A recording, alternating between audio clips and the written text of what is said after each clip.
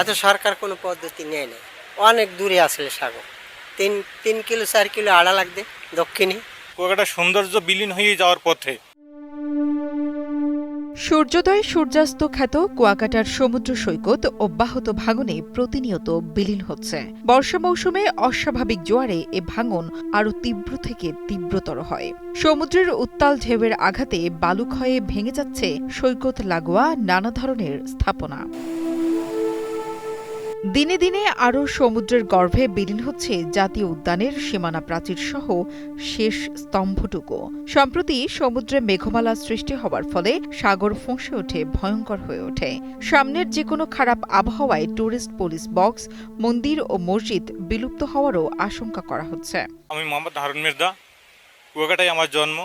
এখান থেকে সাগর অনেক দূরে দেখছি, যে প্রায় 10 থেকে 15-20 মিনিট হাইটে যাইতে লাগতো, যেটা বাস্তবের কথা। সেখান থেকে ভাঙতে ভাঙতে একদম যে ভেরিবাদের কাছেই আসছে। কুয়াকাটার সৌন্দর্য বিলীন হয়ে যাওয়ার পথে। যদি এটাকে সরকার যদি উদ্যোগ না নেয়, যে মেরিন ড্রাইভ, আমার মনে হয় মেরিন ড্রাইভ করলে যদি সাগর ভাঙন রোধ হবে। আর আগে ছাড়া কোনো কায়দা আমি দেখি না। এটা তো আপনার একদম চতলাই আসতেছে। এটা মেরিন ড্রাইভ করলে আমার মনে হয় ইনশাল্লাহ আল্লাহ তাআলা রাখবে।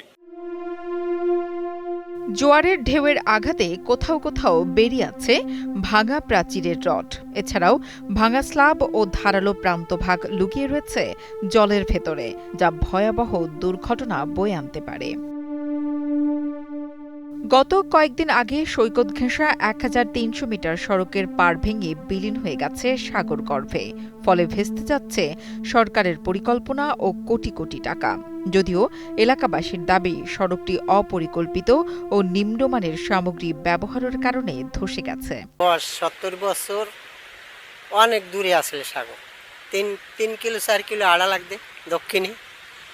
তা তো ভাঙ্গে চুরি সব শেষ হয়ে গেছে। সরকার পদ্ধতি নেয় না। কি ভাঙ্গিয়া সমুদ্র গেছে? জাতীয় উদ্যান গেছে ভাঙ্গিয়া, হরেজমের বাগান তো সব সাগরে গেছে। হ্যাঁ নাই,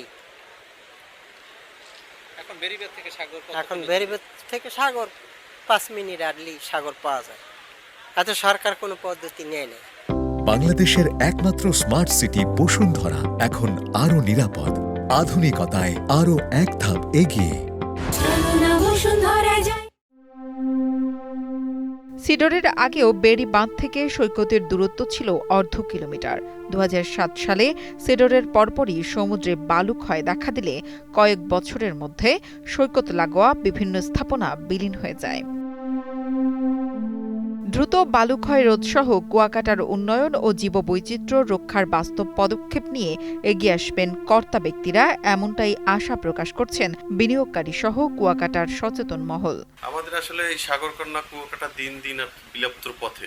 আর সাগরকন্যা কুয়াকাটা যদি এরকম বিলুপ্ত হয়, আমাদের যে বিশেষ সৌন্দর্য বা আমাদের বীজ বেরিবাদ যে আকারে প্রোটেকশন হচ্ছে না বা বীজ ভাঙছে, এর ধারাবাহিকতা যদি চলতে থাকে, তাহলে হয়তো বা বাংলাদেশই শেষ হয়ে যাবে।